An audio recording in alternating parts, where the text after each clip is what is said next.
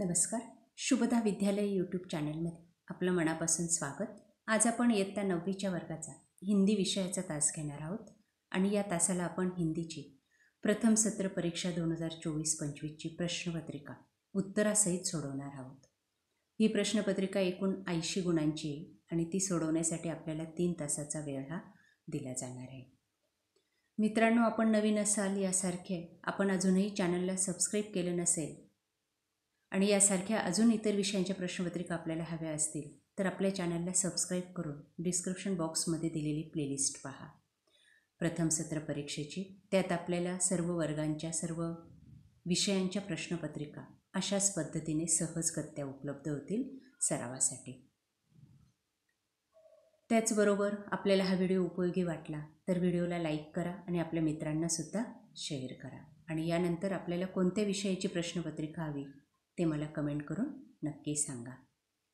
इयत्ता 9वी विषय हिंदी प्रथम सत्र परीक्षा 2024-25. प्रश्न पहिला. एक पठित गद्यांश या ठिकाणी दिलेला आहे डॉक्टर भटनागर या पाठावर आधारित. तो आपण वाचायचा आहे आणि त्यानंतर त्यावर आधारित विचारलेल्या ज्या काही कृती असतील 7-8 गुणांसाठी त्या कृती आपल्याला या ठिकाणी पूर्ण करायच्या आहेत. सर्व कृतींची उत्तरं आपल्याला उतार्यातच मिळतील. बघा, पहिली कृती. डॉक्टर भटनागर के बारे में उनकी पत्नी का अनुमान. बघा, त्याचं पहिलं, मरीज की हालत गंभीर होना आणि दुसरा परिणाम आहे सीधे अस्पताल चलाना. दूसरी कृति, पुलिस की कार्रवाई. चारों ओर खोज शुरू और दूसरं वायरलेस से संदेश भेजना. ही कारवाई या ठिकाणी लिहायची. त्यानंतर शब्द के समानार्थी शब्द लिखिए. लापता, गुम होना. दवाई, औषधि. शब्दों के विरुद्धार्थी शब्द लिखिए. जागना, सोना. घर, बाहर.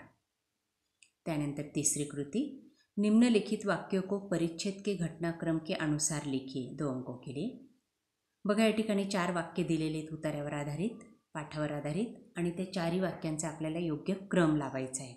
बघा, पहिलं वाक्य काय येईल. आपण उत्तरं लिहिताना पहिलं वाक्य आधी लिहायचे. हा चुकीचा क्रम लिहायची गरज नाही. उन्होंने मित्रों तथा कुछ अन्य संबंधियों को फोन किया. बघा, हे पहिलं वाक्य लिहायचे. त्यानंतर हे दुसरं आहे. डॉक्टर भटनागर का इस तरह गायब होना पुलिस के लिए हैरानी का कारण बन गया था. हे तिसरं वाक्य. चारों ओर खोज शुरू हो गई. आणि चौथं वाक्य हे पहिलं घ्यायचं आहे. उन्हें लेने कोई गाडी आई थी. या पद्धतीने योग्य क्रम लावला की आपल्याला 2 गुण मिळतील. त्यानंतर या उतार्यावर आधारित शेवटचा प्रश्न स्वमतासाठी.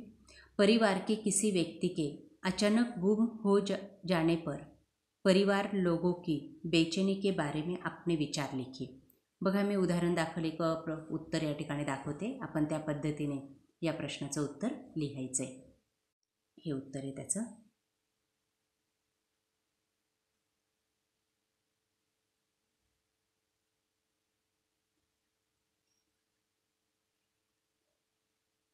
त्यानंतर आ भाग.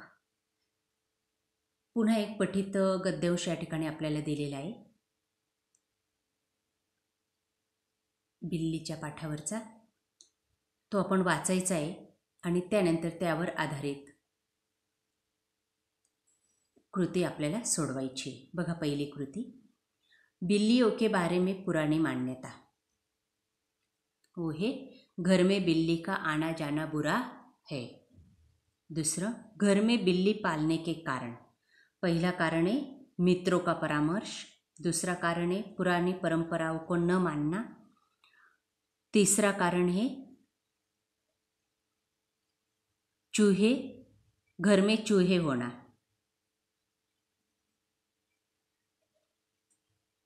या पद्धतीने आपण कारण लिहायचे. चौथं कारण आहे उन्हें निकालने का उपाय कारगर न होना. पुढची कृती. बिल्ली के रवैये में आया परिवर्तन. उत्तर है मालिक के आगे पीछे न फिरना, रसोई के आसपास आकर दुबक जाना. चौथं आहे शब्दकोश की सहायता से रेखांकित शब्दों के विलोम शब्द खोजिए तथा उनसे नए वाक्य लिखिए. बघा ते वाक्य दिले त्यांनी. बिल्ली भी कम समझदार जानवर नहीं है. समझदार का विरुद्धार्थी शब्द नासमझ आणि वाक्य आहे बिल्ली भी कम समझदार जानवर नहीं है. या पद्धतीने वाक्य लिहायचे. त्यानंतर पुढचं स्वमतासाठी पालतू पशुओं के बारे में अपने विचार लिखिए. या ठिकाणी त्याचं उत्तर.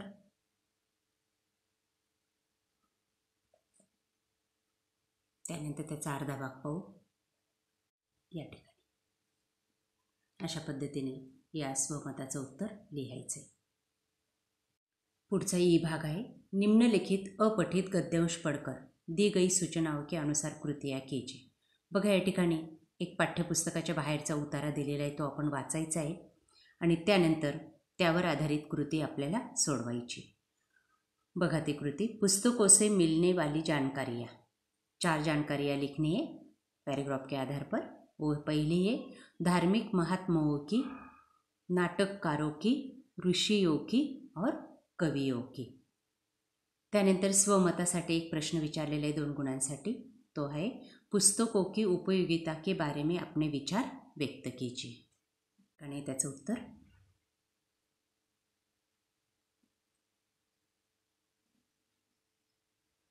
त्यानंतर त्याचा अर्धा भाग.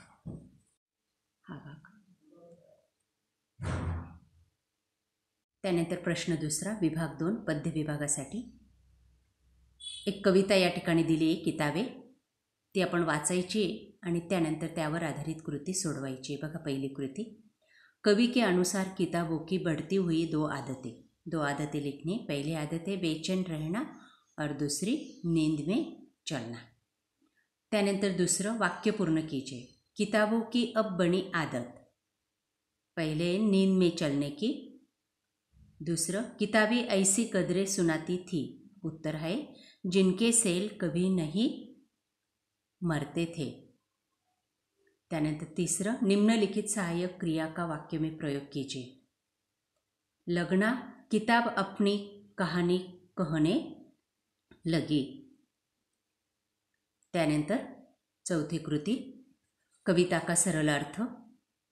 कविता का सरल अर्थ हा या ठिकाणी लिहायचा आहे 2 मार्कांसाठी. त्यानंतर आ भाग. निम्नलिखित पठित पद्यांश पढ़कर सूचनाओं के अनुसार कृतियाँ कीजिए. कविता या ठिकाणी दिली परत दुसरी आणि त्यावर आधारित कृती आपल्याला सोडवायची. बघा पहिली कृती. संजाल पूर्ण कीजिए. पद्यांश में आए मनुष्य के 4 सद्गुण. शील, विनय, आदर्श और श्रेष्ठता. त्यानंतर पुढचं. हम जिन्हें न भुलाए वे संस्कृति का सम्मान करना, जीवन का उत्थान करना. त्यानंतर पुढचं. पद्यांश पर आधारित ऐसे 2 प्रश्न बनाकर लिखिए जिनके उत्तर निम्नलिखित शब्द हो. सृजनशील. त्याच्यावर प्रश्न आहे कौन सा विज्ञान व्यर्थ है. लपकार. सृजनहीन विज्ञान से मनुष्य का क्या नहीं होता. या पद्धतीने 2 प्रश्न तयार करायचे. पुढचं. पद्यांश का भावार्थ लिखिए.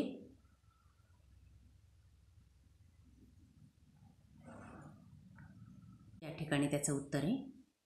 पहिल्या 2 कडव्यांवर आधारित आपल्याला भावार्थ या ठिकाणी लिहायचा आहे.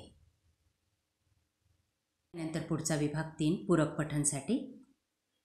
गद्यांश पढ़कर कृतियाँ कीजिए. संजाल पूर्ण कीजिए. चौकीदार से मारपीट करने वाले, नशे वाले, गुंडे, पत्ते वाले और बदमाश. ये 4 शब्द लिहायचे. त्यानंतर घटना के अनुसार वाक्य का उचित क्रम लगाइए. पहिलं वाक्य लिहायचे ऐसे पहले मेरे साथ हो चुका साहब जी. दूसरे रात में अकेले घूमते तुम्हें डर नहीं लगता. आणि तिसरे सबको किसी न किसी का डर लगता है. उलट क्रम लावायचा आहे आणि ते वाक्य लिहायचे. तीसरा है लूट डकैती करने वाले ने चौकीदार से मारपीट की. यह समाचार पढ़कर मन में आए विचार लिखिए. ठिकाणी ते विचार स्वमतासाठी.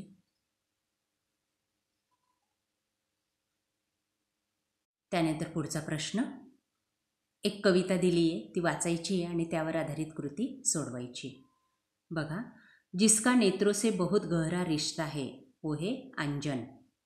इसे छाती से लगाने पर हृदय शीतल हो जाता है, पत्र साजन का।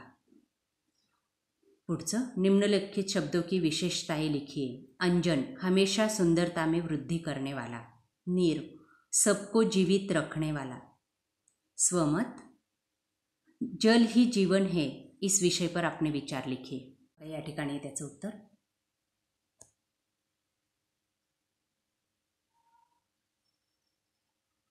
चौथा विभाग, व्याकरण विभाग, भाषा अध्ययन।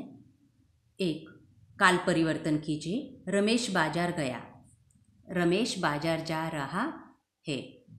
दूसरं, सामान्य भविष्यकाल कीजिए। स्वच्छ चांदनी बिछाएगी। त्यानंतर भेद पहचानिए। कुछ, अनिश्चयवाचक सर्वनाम। अब तक, क्रियाविशेषण अवयव। त्यानंतर प्रथम द्वितीय प्रेरणार्थक रूप लिखिए। चलना, चलाना, चलवाना। मिलना, मिलाना, मिलवाना। मुहावरों का अर्थ लिखिए। नजर आना, दिखाई पड़ना।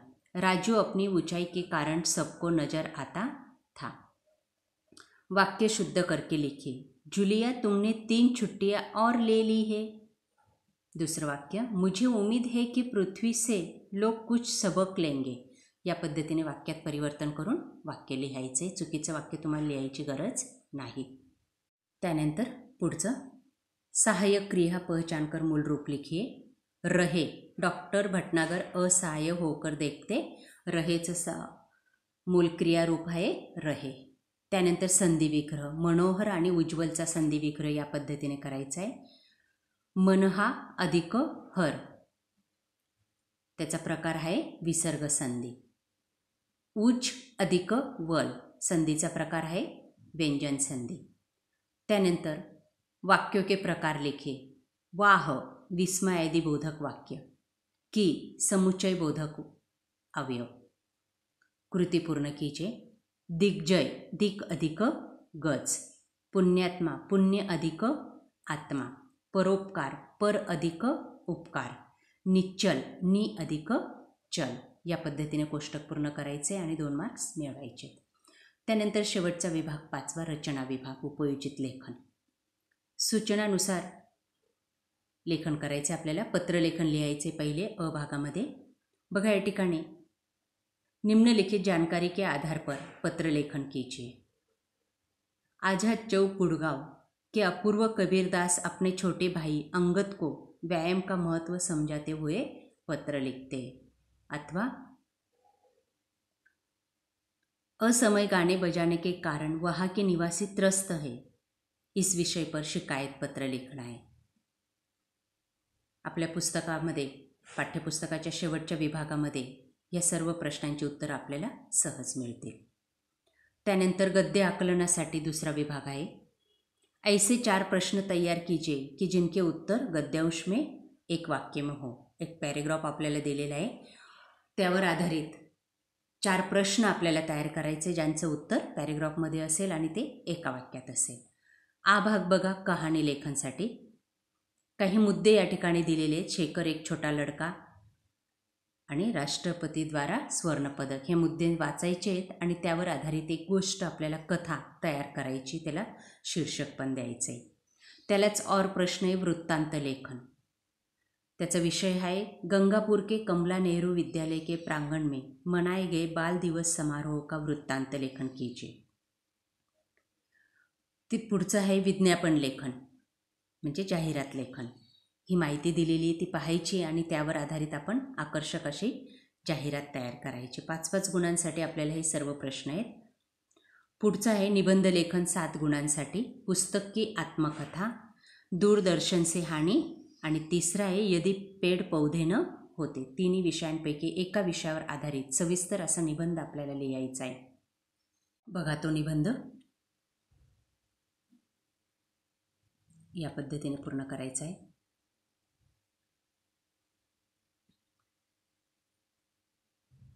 अशा प्रकारे विद्यार्थी मित्रांनो, आज आपण इयत्ता 9वीची हिंदी विषयाची प्रथम सत्र परीक्षेची प्रश्नपत्रिका सन 2024-25ची उत्तरासहित या ठिकाणी आपण सोडवलेली। काही अडचण असल्यास कमेंट करा। व्हिडिओ शेवटपर्यंत पाहिल्याबद्दल धन्यवाद।